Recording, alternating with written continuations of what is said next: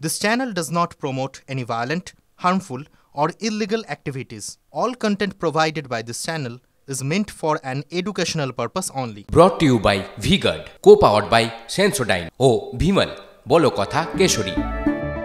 Associate sponsor Ultratech Cement. বেলেঘাটায় যেখানে নির্বাচনী প্রচারে তৃণমূল আর বিজেপি মুখোমুখি তৃণমূল আর বিজেপির মিছিল থাকলে কি হতে পারে, এই মিছিলের মধ্যেই রয়েছেন, মানে বিজেপির মিছিলের সঙ্গেই রয়েছেন তাপস রায়। বেলেঘাটা এমনি রাজনৈতিকভাবে উত্তেজনা প্রবণ এলাকা, সেখানে তৃণমূল বিজেপি এই ভোটের মরশুমে মুখোমুখি। সেখান থেকে সিজার অপেক্ষা করছে, আমি ওর থেকে আপডেট নেব। সিজার,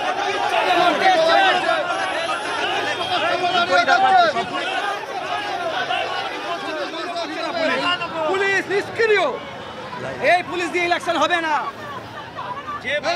সিজার শুনতে পাচ্ছ?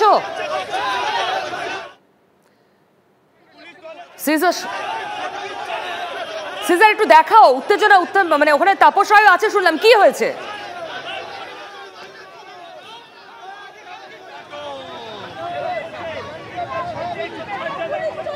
হ্যালো সিজার, কি হয়েছে দেখাও। দেখো, এই মুহূর্তে আমি যে ছবিটা দেখাবো, যেটা এই মুহূর্তে বেলেঘাটার বুকে, বেলেঘাটার মেন রোডে বিজেপি এবং তৃণমূল যুযুধান দুই পক্ষ মুখোমুখি অবস্থায়।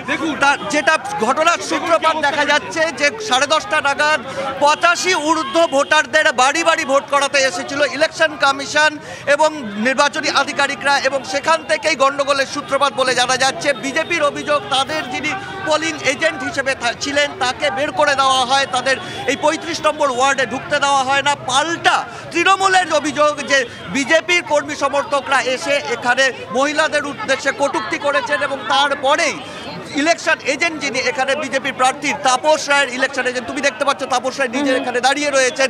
তাপস রায় ইলেকশন এজেন্ট তমগ্ন ঘোষ তিনি আসেন এবং তাকে নাকি তৃণমূল কর্মী সমর্থকরা ঘিরে ধরে হামলা চালানোর চেষ্টা করলে একজন বিজেপি কর্মী তখন তাকে বাঁচানোর চেষ্টা করেন। আমরা সেই রবীন্দ্র, আপনি কিভাবে আহত হলেন? তৃণমূলের গুন্ডা বাহিনী, হারমাত বাহিনীরা আমাদের জেলা সভাপতিকে ঘিরে ধরেছে, আমি ছাড়াতে গেছি, আমাকে ফেলে মারতে শুরু। ঘটনার সূত্রপাত কিভাবে? ঘটনার সূত্রপাত 85 ঊর্ধ্বে যারা ভোটার তাদের বাড়ি ইলেকশন কমিশন বাড়ি বাড়ি গিয়ে ভোট নিচ্ছে। আমাদের এজেন্ট ভেতরে যাবে, পুলিশকে বলছে, সেই মধ্যিখানে তারা এসে আমাদের জেলা সভাপতিকে ঘিরে ধরেছে, ধরাতে, আর আমি ছাড়াতে গেছি, আমাকে ফেলে মারতে শুরু। 4টে ভোট। এখানে জেলা সভাপতি এলেন কেন? তার তো আসার কথা না এখানে যখন ভোট হচ্ছে। যখন শুনলেন যে এজেন্টকে ঢুকতে দিচ্ছে না, তখন উনি শুনে এসছেন যে এজেন্ট কেন ঢুকতে দেবেন না। তৃণমূলের অভিযোগ, আপনারা নাকি এখানকার 35 নম্বর ওয়ার্ডের মহিলা তৃণমূল কর্মীদের উদ্দেশ্যে কটূক্তি করেছে। প্রমাণ দিন তাদের অভিযোগ, তাদের প্রমাণ দিতে বলুন। পুলিশের সামনে মেরেছে, পুলিশের সামনে মেরেছে, মহিলারা তো ছিলই না প্রথমে, মহিলারা তো ছিলই না। আমার সামনে জেলা সভাপতি এসছে, আমাদের এখানকার পোলিং এজেন্ট যে ছিল তাকে মারধর করেছে, তাড়িয়ে দিয়েছে। ওকে দেখার জন্য আমরা এসে দাঁড়িয়েছি। দাঁড়ানোর পরেই আমরা এসে দেখেছি, গাড়ি থেকে নেমেছি, নামার পরে আমাদের উপরে হামলা করে অ্যাটাক করে। জেলা সভাপতির সামনে ছিল, জেলা সভাপতিকে বাঁচাতে গিয়ে এর নাম বুকমা ফাটিয়ে দেয়। দেখাচ্ছে তাপস রায়ের সঙ্গে কথা বলা যাবে, এবং বিজেপি তারা কিন্তু কার্যত যুযুধান অবস্থায়। তাপস রায়ের সঙ্গে আমরা একটু আগেই কথা বলেছিলাম।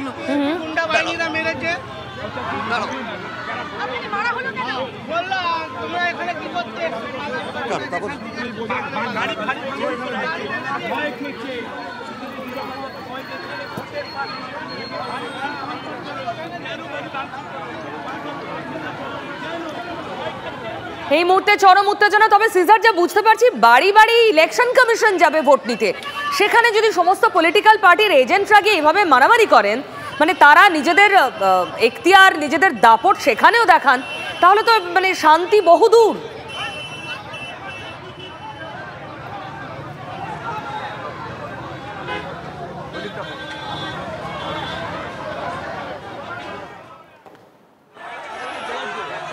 না, সিজারের সঙ্গে সম্ভবত আমাদের যোগাযোগ নেই। তবে এই মুহূর্তে বেলেঘাটা উত্তপ্ত হয়ে রয়েছে, বেলেঘাটায় উত্তেজনা, যেখানে তাপস রায় নিজে উপস্থিত রয়েছেন। তিনি উত্তর কলকাতার এবারের বিজেপির প্রার্থী।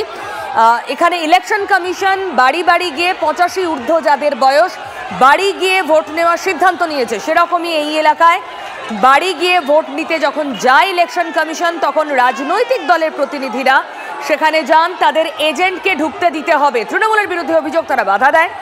বিজেপিকে ফেলে মারা হয়, বিজেপির এটা অভিযোগ। তৃণমূলে পাল্টা অভিযোগ করছে মহিলাদের কটূক্তি করা হয়েছে। এই নিয়ে চরম উত্তেজনা, এলাকায় পুলিশ বাহিনী রয়েছে, যে ছবি আপনারা দেখতে পাচ্ছেন।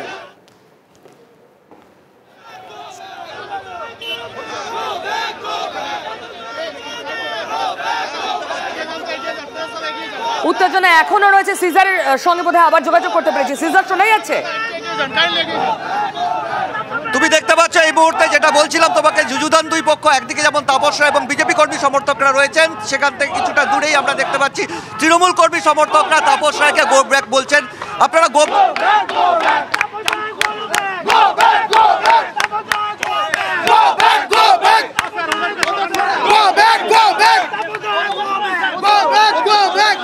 তাপস রায় 4 তারিখে দিদির পা ধরবে আর 5 তারিখে আমাদের তৃণমূল ভবন পরিষ্কার করবে। এই আপনারা কেন গো ব্যাক বলছেন, সেটা কারণটা কি? গো ব্যাক বলার কারণটা কি?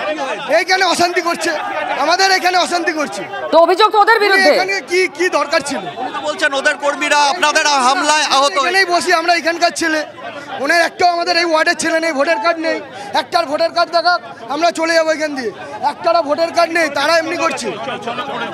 এই মুহূর্তে পুলিশ, বেলেঘাটা থানার পুলিশ এবং কলকাতা পুলিশের আধিকারিকরা এই যুযুধান দুই পক্ষ যারা মুখোমুখি হয়েছে এবং অশান্তির যে পাড়াটা ক্রমাগত বাড়ছে সেটাকে কোথাও প্যাসিফাই করার চেষ্টা করছেন এবং তৃণমূল বিজেপি দুই পক্ষকে আলাদা করার চেষ্টা করছেন। তৃণমূল কর্মী সমর্থকরা যারা ওয়ার্ডের ভেতর থেকে বেরিয়ে এসেছিলেন, মারমুখী হয়ে বেরিয়ে এসেছিলেন, তাদেরকে সরানোর চেষ্টা করছেন এবং বিজেপির যে প্রার্থী সহ বিজেপি কর্মী সমর্থকরা যেখানে রয়েছেন সেখান থেকে কিছুটা দূরে নিয়ে যাওয়ার চেষ্টা করছেন, কারণ তারা মুখোমুখি হলে বড় ধরনের একটা অনভিপ্রেত ঘটনা ঘটতে পারে সেই আশঙ্কা থেকে। যদিও পুলিশের দাবি যে যখন ইলেকশন কমিশনের আধিকারিকরা ভোট করাতে এসেছিলেন তারা জানতেন না, ফলে পুলিশি প্রহরা প্রশ্নই ওঠেন এবং সেই জায়গায় দাঁড়িয়ে কিন্তু তাপস রায়ও কেন্দ্রীয় বাহিনীর ভূমিকা নিয়েও প্রশ্ন তুলছেন যে ইলেকশন কমিশনের উচিত ছিল বেলেঘাটে যেখানে একটা। সিজার, তোমাকে থামাচ্ছি আমি। এই মুহূর্তে কি বলছেন তাপস রায়, শুনবো। আমি প্রার্থী, আমি তো স্বাভাবিক কারণেই আমি নির্বাচনী প্রচার এবং অন্যান্য কাজে ব্যস্ত ছিলাম। আমি তখন টেলিফোনিক কল পেলাম বেশ কয়েকটা, তারপরে প্রেসিডেন্টও পেয়েছে, মানে আমার ইলেকশন এজেন্ট তমগ্ন ঘোষ, সে শুনে আসে 2টো ভোট এখানে ছিল, পোলিং 80 ঊর্ধ্ব যে ভোটগুলো, 85 ঊর্ধ্ব, তো এরা ঢুকতে দেয়নি তাদের। তখন প্রেসিডেন্ট আসে বা আমার ইলেকশন এজেন্ট আসে, সে বলে, তাকেও তারা ঘিরে ধরে, অকথ্য গালিগালাজ যা করছে, স্লোগান শাউটিং। তারপরে একজন যখন ওর গায়ে হাত করতে যাচ্ছে তখন রবীন্দ্র এখান দিয়ে পাস করছে, ও কিন্তু ছিল না, ও নামে, তখন ওকে ধরে মারধর করে টুকটুক ফাটিয়ে দেয়। এই মুহূর্তে তৃণমূলের প্রদীপ্ত মুখোপাধ্যায় আমার সঙ্গে রয়েছেন। প্রদীপ্ত, সামান্য বাড়িতে গিয়ে 85 ঊর্ধ্ব মানুষের ভোট নেবে কমিশন, তাতে এই ছবি দেখতে হবে?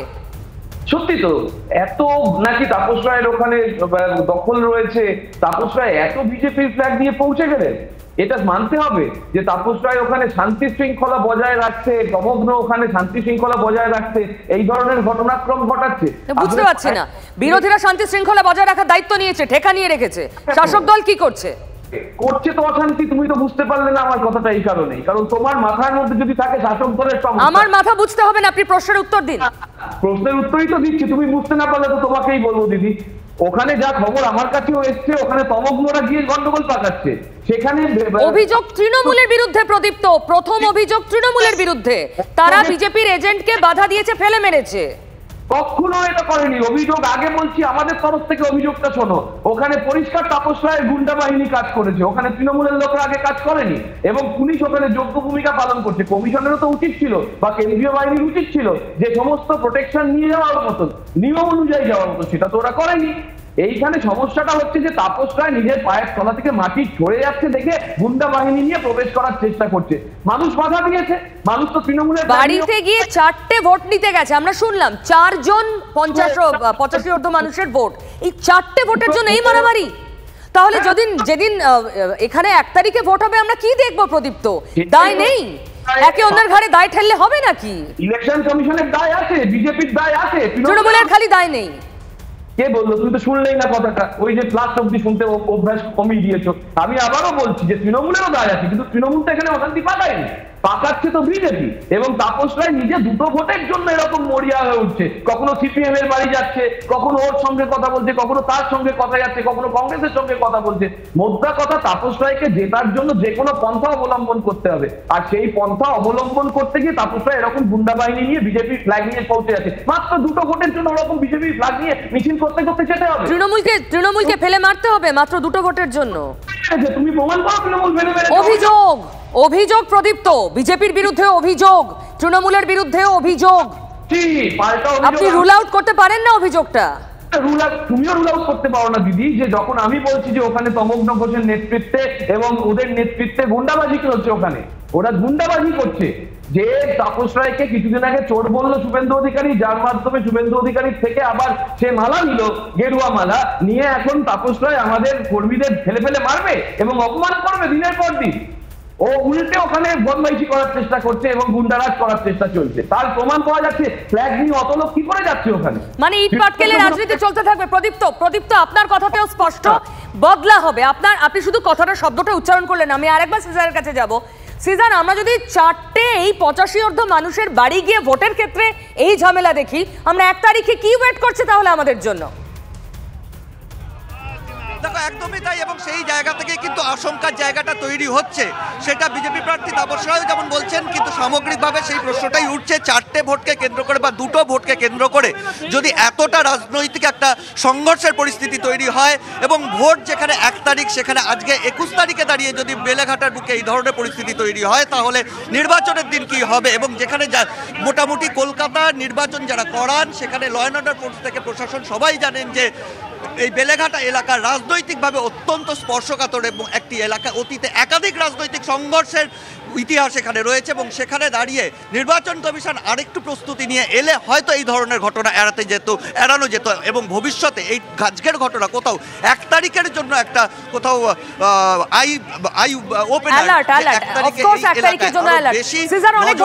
আমি পরে তোমার সঙ্গে যোগাযোগ করব। তবে কমিশন যদি থেকে শেখে যে 1 তারিখের জন্য কি কি ব্যবস্থা নেওয়া প্রয়োজন, সামান্য 2টো ভোটটাও বাড়ি গিয়ে নেওয়ার, 85 অর্ধ বয়স্করা ভোট দেবেন, তাতে এই অবস্থা। ছবিটা দেখলেন এবং কেউ দায় নিতে নারাজ। তৃণমূল বিজেপি যুযুধান দুপক্ষ, সবাই একে অন্যের দিকে আঙুল তুলতে ব্যস্ত। ঠিক যেমন রাজনৈতিকভাবে আমরা দেখছি সাধু সন্তরা রাজনীতির ময়দানে ঘুঁটি হয়ে গেছেন, প্লেয়ার হয়ে গেছেন তারাও, কারণ রাজনীতি টেনে নামিয়েছে তাদের। কেন? শিলিগুড়িতে রামকৃষ্ণ মিশনের ওপর হামলা, দুষ্কৃতীরা মধ্যরাতে গিয়ে বন্দুক দেখিয়ে সাধুদের বের করে দিয়েছে। রামকৃষ্ণ মিশনের সাধুদের বের করে দিয়েছে। তারা ফিরতে পারছে না, কোথায় থাকবেন জানেন না। তারা বিএলআরও অফিসে যাচ্ছেন, তারা যাচ্ছেন থানায়। কি অবস্থা! 48 ঘন্টা পেরিয়ে গেল। এই মুহূর্তে আমার সঙ্গে রয়েছে প্রসেনজিৎ শিলিগুড়ি থেকে। প্রসেনজিৎ, এতগুলো ঘন্টা পেরিয়ে গেল, কোনো ট্রেস নেই, কাউকে ধরা গেল না? দেখো, তোমার এই প্রশ্নের উত্তর দেওয়ার আগে অত্যন্ত গুরুতর একটি খবর আমরা কার্যত ব্রেক করছি TV9 বাংলায়। এই সেই এফআইআর, অর্থাৎ রামকৃষ্ণ মিশন 19 তারিখে তাদের মিশনে এভাবে রাত 3:30 বন্দুক নিয়ে দাপাদাপি যে অভিযোগ দায়ের করলো ভক্তিনগর থানায় বিকেল 5:30 নাগাদ, তার 1 ঘন্টা পর রামকৃষ্ণ মিশনের যে অভিযোগ নামায় অভিযুক্ত প্রদীপ রায়, তিনি পাল্টা অভিযোগ দায়ের করেছেন একই থানায়। অর্থাৎ প্রদীপ থানায় গিয়েছিলেন, পুলিশ তাকে গ্রেপ্তার করেনি। আরও মজার যেটা বিষয়, এই মুহূর্তে লেটেস্ট আপডেট শুধুমাত্র TV9 বাংলায়। রামকৃষ্ণ মিশনের দায়ের করা অভিযোগের ভিত্তিতে যে মামলা, তাতে প্রদীপদের বিরুদ্ধে লঘু ধারায় মামলা হয়েছে। আর প্রদীপ রায় রামকৃষ্ণ মিশনের অভিযোগ দায়েরের 1 ঘন্টা পর যে মামলা করেছেন, সেই মামলায় রামকৃষ্ণ মিশনের বিরুদ্ধে জামিন অযোগ্য ধারায় মামলা করা হয়েছে। এবার আসি তোমার প্রশ্নের উত্তরে। যে কথাটা তুমি বলছিলে, শিলিগুড়িতে জেলা তৃণমূলের সম্পাদক পেশায় আইনজীবী অত্রি শর্মা কোট আনকোট বলছেন, উচ্ছেদকারীরা যে উদ্দেশ্য নিয়ে গভীর রাতে ওই ভবনে গিয়ে বিতর্কিত জমি থেকে, মিশনের হেফাজতে থাকা ওই জমিটি থেকে মিশনের কর্মীদের বার করে দিলেন, তারপর তদন্তর নাম করে সিল করে দিয়ে পুলিশ কার্যত উচ্ছেদকারীদের যে অভিসন্ধি ছিল, সেই অভিসন্ধিকেই বোধহয় কোথাও না কোথাও সাপোর্ট করছে। TV9 বাংলা বলছে না, জেলা তৃণমূলের সম্পাদক পেশায় আইনজীবী অত্রি শর্মা বলছেন। ঘটনার পর 48 ঘন্টা কেটে গিয়েছে, প্রদীপ রায় গ্রেপ্তার হননি। ঘটনার পর 48 ঘন্টা কেটে গিয়েছে, ওই যে সম্পত্তি, সেই সম্পত্তি যাদের হেফাজতে ছিল অর্থাৎ রামকৃষ্ণ মিশন, তাদেরকে সেখানে পৌঁছে দেওয়া যায়নি। নতুন যে তথ্য, রামকৃষ্ণ মিশনের বিরুদ্ধে জামিন অযোগ্য ধারায় মামলা দেওয়া হয়েছে কার অভিযোগের ভিত্তিতে? প্রদীপ রায়ের অভিযোগের ভিত্তিতে। কোন প্রদীপ রায়? যার বিরুদ্ধে আগ্নেয়াস্ত্র নিয়ে রাতের অন্ধকারে রামকৃষ্ণ মিশনে গিয়ে উচ্ছেদ অভিযান চালালো জমি মাফিয়ারা। পিউ। প্রসেনজিৎ সঙ্গে থাকো, আমার সঙ্গে প্রদীপ তো আছেন। প্রদীপ তো উত্তর দেবেন কিছু? না, কেন দেবো না? এখানে না দেওয়ার কি আছে? আইন শৃঙ্খলা যেমন প্রদীপ রায়ের জন্য আছে, প্রদীপ রায়ের যদি অভিযুক্ত হন তার বিরুদ্ধে কড়া ব্যবস্থা নিতে হবে, এটা প্রথম দিন থেকে বলে আসছি 48 ঘন্টা ধরে। এবং সেই একইভাবে রামকৃষ্ণ মিশনও আইনের ঊর্ধ্বে নয়, সেটাও আমরা জানি। কিন্তু মুশকিল হচ্ছে যে কোন উত্তরটা চাইছো তুমি? আমাদের ওই তো অত্রি ম্যাডামও তো বলেছেন যে কোথাও গিয়ে, অত্রি ম্যাডামকে, অত্রি ম্যাডামের পরিচয় কি, সেই পরিচয়টা আমরা টিভিতে পেলাম। ফলে কোথাও গিয়ে আমরা খুব পরিষ্কার বুঝতে পারছি যে রাজনৈতিক অভিসন্ধি খোঁজার চেষ্টা হচ্ছে একটা দুষ্কৃতিমূলক ঘটনাকে। সমাজে যখন সমস্যা থাকে, সেই সমস্যার সমাধানের উদ্দেশ্যে যখন রাজনৈতিক হস্তক্ষেপ দরকার হয়, সেটা আমরা করব। আমরা এই সমস্যাকে প্রশ্রয় দেব না, কিন্তু পুলিশকেও গুরুত্বপূর্ণভাবে ভূমিকা নিতে হবে। কিন্তু এর মধ্যে তৃণমূলের কোনো রাজনৈতিক ষড়যন্ত্রের প্রসঙ্গ আমি দেখতে পাচ্ছি না। প্রদীপ, তো খুব ছোট্ট করে একটা প্রশ্ন, রামকৃষ্ণ মিশনের ওপর আক্রমণ, আমি জানি না আপনি কতবার রিসেন্ট পাস্টে বা ডিস্টেন্ট পাস্টে শুনেছেন, আমি শুনিনি। এই দুষ্কৃতীরা এত বড় সাহস পায় কি করে রামকৃষ্ণ মিশনের মতো একটা প্রতিষ্ঠান, যারা এত বছর ধরে গর্বের সঙ্গে দেশে বিদেশে কাজ করে যাচ্ছে, সেখানে গিয়ে সাধুদের মাথায় বন্দুক ঠেকিয়ে রাস্তায় বের করে দেয়? তারপর প্রদীপ তো শেষ হয়নি, তারপর যার বিরুদ্ধে অভিযোগ, তার দায়ের করা অভিযোগের ভিত্তিতে জামিন অযোগ্য ধারায় মামলা হয় রামকৃষ্ণ মিশনের বিরুদ্ধে। প্রদীপের বিরুদ্ধে কোনো ব্যবস্থা হয় না, যার বিরুদ্ধে সাধুদের অভিযোগ। যদি সত্যি এগুলোকে আমরা পরপর সাজাই, কারোর প্রশ্রয় না থাকলে, কোনো ছত্রছায়া মাথার উপর না থাকলে, এরা কারা? হঠাৎ ভুঁইফোড়, এত স্পর্ধা? আমি তৃণমূলের মুখপাত্র, দায়িত্ব নিয়ে বলছি, তৃণমূল রামকৃষ্ণ মিশনের উপর আক্রমণকে চূড়ান্ত নিন্দা করছে এবং কঠোর থেকে কঠোরতম পদক্ষেপ নিতে। ব্যবস্থা কি নিচ্ছে? মুখে কি বলছেন আপনারা? বলছেন যে প্রদীপকে ইতিমধ্যেই অ্যারেস্ট করা উচিত, একবারও বলছেন? পুলিশ এক্ষুনি আমাদের রিপোর্টার যা বললেন আপনি শুনলেন না? তো বললাম, তুমি বোধহয় আগের আমার কমেন্ট গুলো নাওনি, যে কঠোর থেকে কঠোরতম ব্যবস্থা নিতে হবে। কঠোর থেকে কঠোরতম, এই শব্দের মানে কি? এই শব্দের মানে তুমি বুঝতে পারছো কিনা জানি না, কিন্তু খুব পরিষ্কার ভাবে স্ট্যাটুটরি ওয়ার্নিং বলে একটা শব্দ আছে, আপনি বোধহয় সেই লাইন ফলো করছেন। বিধিবদ্ধ সতর্কীকরণ, মুখে বলবো কাজে করব না। শুনুন প্রধানমন্ত্রী কি বলেছেন এই রামকৃষ্ণ মিশন শিলিগুড়িতে যেখানে আক্রমণ হয়েছে সেই ঘটনায়। अब तो यहाँ की मुख्यमंत्री खुद हिंदू संतों को धमकी दे रही है।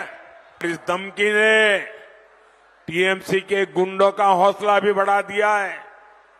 पता चला है कि जलपाईगुड़ी में रामकृष्ण मिशन के आश्रम में कल रात को तोड़फोड़ की गई है।